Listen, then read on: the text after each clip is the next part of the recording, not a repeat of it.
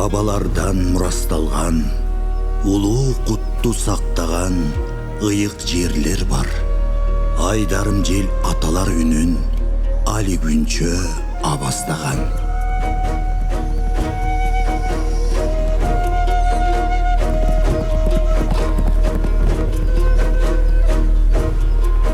Бул жер жүрөгүнөн чакырык жаңырат.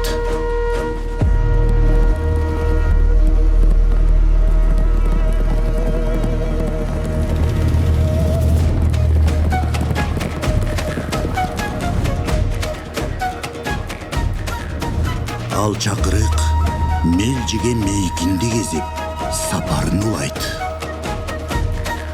Кумду чексиздиктерден,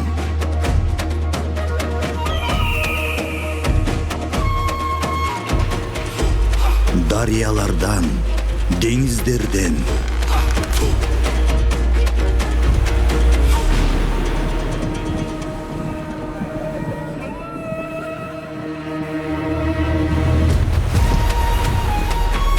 шамал эсинде сактаган байыркы чыйыр жолдордон,